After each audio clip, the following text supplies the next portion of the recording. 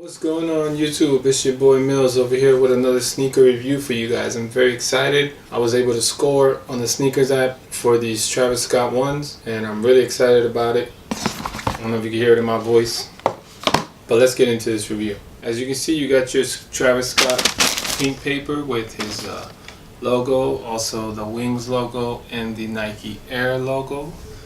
As you can see, you got your backwards swoosh, which is one of the main components of the shoe and what made it stand out for most people. In the back you got your Travis Scott logo, little cactus guy, I guess. On the inside you got your regular swoosh. On your tongue, your Nike Air. On the side of the tongue you got your, it says Cactus Jack. You got your Wings, Air Jordan Wings logo there. And of course you have your stash pocket, which I probably won't be able to get through. But on the inside, on the inner of the heel collar, you got your stash pocket. And this lining is like it's a satin lining. And these are 100% authentic. They came from Nike. Many lace options with this pair. There's been so much going on with this shoe. People have been getting fakes, and supposedly StockX has been letting fakes through, but that's just supposedly. I don't know if that's true or not. I can't tell you. I cannot confirm nor deny any of this that I'm saying, but that's what a lot of people are saying in the sneaker world. You got your sail laces, you got your red laces, you got your brown laces, and then you got your pink laces. On this one, I might actually be doing either the red or the pink laces. It's just different. I just love the way it looks. Inside you got your tongue, your normal Jordan 1 tongue, and your letterings on the inside of the tongue. Front you got that Nike Air, like I said. You got your Nike Air branding right there. And at the inner of the right shoe, you got your Cactus Jack branding. That's the size 12, my size. The size tag on these joints is right there. As you can see, is the old size tag. I've seen a lot of videos where people had the new size tag that comes with like the bark, with like the code, and that those are the fakes because they're not using those codes on this pair. They're not using that size tag with the codes, with the barcode looking thing on it. Bottom, you got your normal Nike Air Jordan 1 bottom. It's really that swoosh. So they were saying that there's a lot of differences between the real and the fake ones, and that it's hard to tell the difference between what's real and fake because all the imperfections that the real ones have.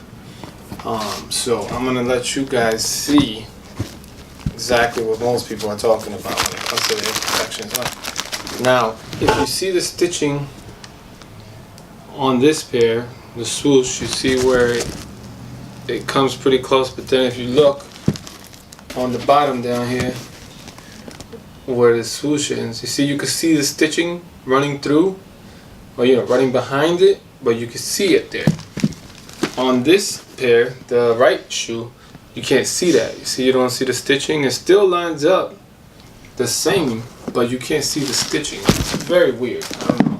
I came up with a theory. I was talking to one of my boys and I was telling him, I think they made these purposely like this. Like it's part of how they wanted to make the shoe. Like almost every shoe's different in the stitching, where the placement is.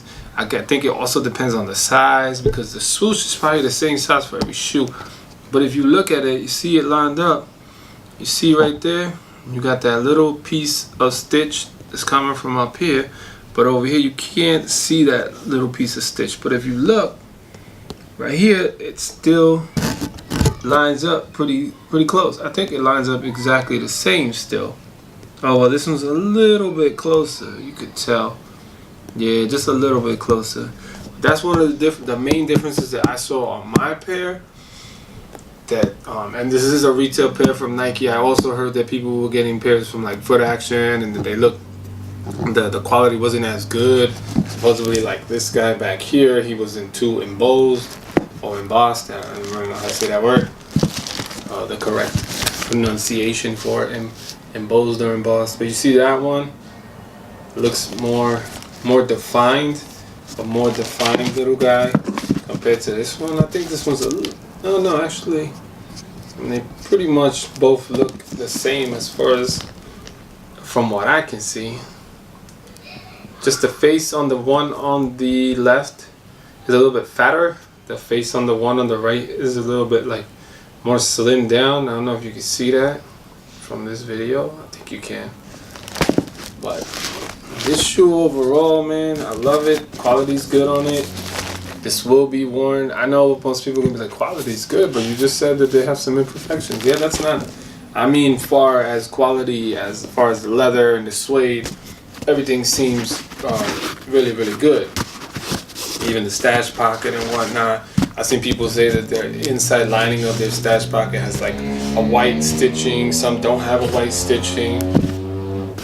The box is just, you know, your standard Air Jordan 1 High OG TS SP. Obviously Travis Scott Special Project. Men's 12. The box is pretty much standard. The only thing is not a black and red box. It's a brown and red box. And then of course the paper that they have there. But this shoe overall, oh yeah, and before I forget, you got your Cactus Jack wording right there. It's a 3M wording that it has on the side, on the inner of the shoe. You see it right there. A lot of people are saying that the way that lines up is also a telltale of faking a real one. But I don't really know too much about that part. It doesn't really seem like there's much of a difference here. But if you look at the Cactus Jack lettering, the C is right there in between the two stitchings. And over here, the C is also in between the two stitching. See if it focuses for you guys. See, you see it right there. And the same thing over here. But pretty much overall, everything else on the shoe is perfect.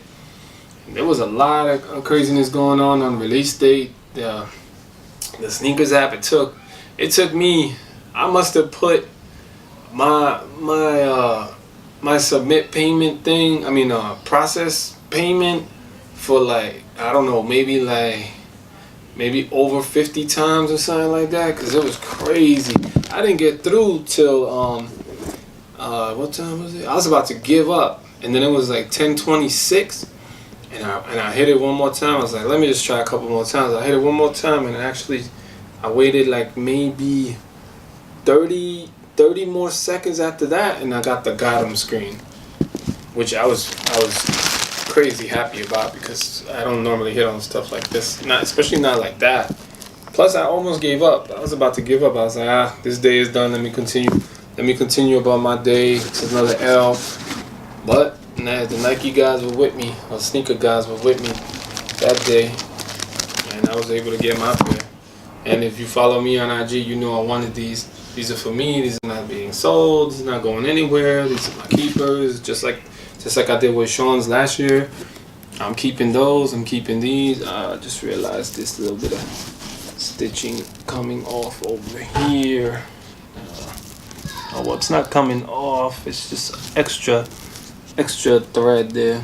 This guy, I ain't touching that no more. That's gonna stay just like that. You got your tongue.